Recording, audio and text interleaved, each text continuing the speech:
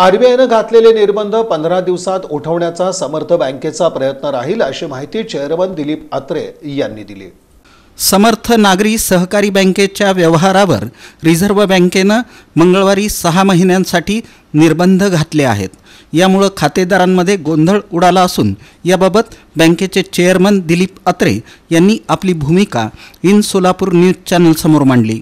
आरबीआयकडून लादलेले निर्बंध हे तांत्रिक असून ते हटवण्यासाठी प्रयत्न सुरू आहेत। मार्चपर्यंतची स्थिती लक्षात घेऊन कारवाई करण्यात आली आहे। मार्चनंतर लिक्विडिटीमध्ये 60 कोटींची वाढ झाली आहे। भाग भांडवलही दुप्पट झाला आहे।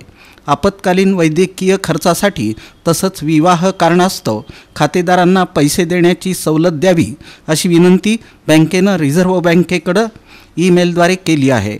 आरबीआयनं सध्या बँकेची स्थिती सुधारली आहे। 250 कोटींची गुंतवणूक करण्यासाठी एकानं तयारी दर्शवली असून यापैकी संबंधितानं 125 कोटींची गुंतवणूक बँकेत केली आहे। गव्हर्नमेंट सिक्युरिटी 115 कोटींमध्ये वाढ झाली आहे। शेअर कॅपिटल वाढवू।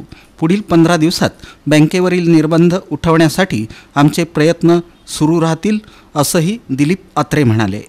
आता या काही तांत्रिक बाबी आहेत, म्हणजे आरबीआयचे जे एक निकष असतात, कॅपिटल पर्याप्तता किंवा तुमचे NPA ह्याच्यावरून जे भांडवल पर्याप्तता पाहिजे असते त्या ह्याच्यातले निकष आहेत, त्यातल्या काही गोष्टी तांत्रिक कारणामुळे निर्बंध आलेले आहेत। तर आता कसं आहे, हे साधारणतः मार्चच्या क्रायटेरियावर त्यांनी घातलेले होते, काय कमी पडते वगैरे। आपण सप्टेंबरच्या अखेरच्या ह्याच्यामध्ये आपण त्या भांडवल पर्याप्तता पूर्ण करण्याकरता काही इन्व्हेस्टरबरोबर आपण बोलणी केलेली आहेत आणि त्याच्याप्रमाणे त्यांनी 125 कोटी रुपये बँकेत ऑलरेडी घातलेले आहेत त्या ह्याच्याकरता पूर्तता करण्याकरता।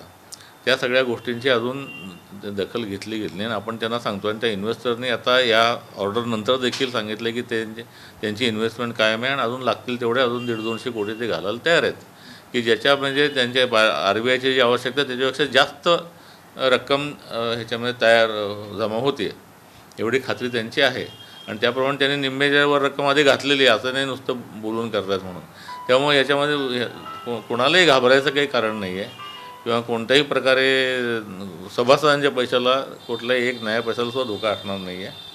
फक्त आत्ता नेमकं सणाच्या वेळेला ही बंधनं आल्यामुळं लोकांना पैसे काढायचे, त्यांच्या गरजेच्या सगळ्या वस्तू विकत घेण्याची अडचण झाली आहे। ते आता आम्हालाही खूप त्याच्याबद्दल वाईट वाटतं आहे की ही वेळ यायला अशी नको होती ह्याच्यात।